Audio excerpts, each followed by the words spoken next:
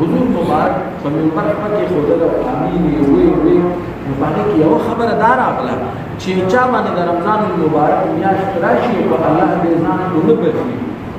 نو دی دې هلاک او تباه شي حضور مبارک دې امین وي اوس په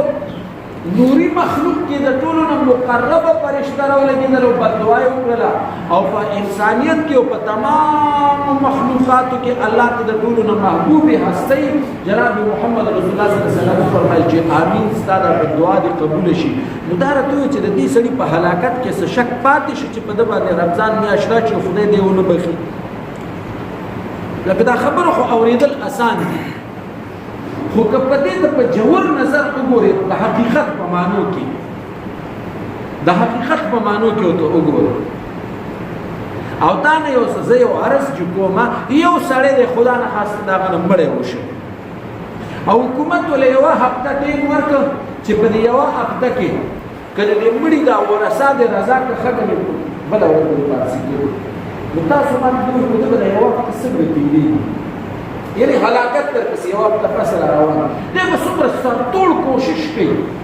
د دغو ورثاو د رضا کولو او دلته د نه ختمېدونکي ژوند د هلاکت مسله ده او داسې هلاکت دی چې هلاکت یې یقیني دی بله څه خبره پکې نشته او د انسان ته دا یوه میاشت ټیم میلاو شو چې په دې کې ګوره خدای رضا کړه رضا نه شولې نو د جبریل علیه السلام بددعا او د رسول الله مبارکه د کلک تایید د امین په شکل کې چې خدای د ده دا بددعا قبول کړي د دې په لپیټ کې به یې نو هسې سړی دې ته سوچ وکړي نو د رمضان المبارک یو طرف ته د الله د رحم او د کرم میاشت د بل طرف ته د انسان لپاره څومره عظیم ازمایش دی او ازمایش په څه شکل کې چې د انسان دونه بدبخت دی الله دې امان راکړي چې دی خدای ونه بخي نو د په هلاکت کې څه شک پاتې شي نو دې وجه نه محترمو ما تاسو خدمت کې عرض کوم لعلکم تتقون هغه اعمال چې کوم ما غیر رمضان کې کول نو کم از کم په روژه کې به زه هغه کارونه نه کوم نو دا خو د دې ادنا فلسفه شوله بې خواص څه وایي او بیا اخص الخواص یعنې په خواصو کې چې بیا خواص یي هغو څه وایي نو دا بیا لوی خلک د عوامو خو د خولې روژې او د خواصو د غوږونو روژې د سترګو روژې د ژبې روژې او بیا په خواصو کې چې خواص یي نو د هغوی بیا د زړه روژې د هغوی د دماغ روژې هغې څه وایي د خواص وایي د غوږونو روژه دا ده چې په دې به حرام اورېده غیبت به پرې نه اورې دروغ به پرې نه اورې بهتان ترازي به پرې نه اورې کنځلې به پرې نه اورې ټنګ ټکور به پرې نه اورې د سترګو روژه څه ده په حرام ځای باندې به ځان نه لګوې د ژبې روژه څه ده په دې به غیبت نه کوې دروغ به پرې نه کوې حتی د ضرورت خبرې به پرې نه کوې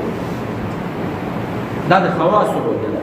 او په خواصو کې چې بیا خاص خلک دي د هغې روژه سره هغې وایي چې په زړه په دماغ کې به داسې خیالات نه راولي چې هغه خیالات ګډوډ وي خیالات فحش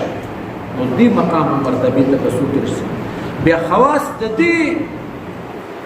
لیول تقوا اختیاري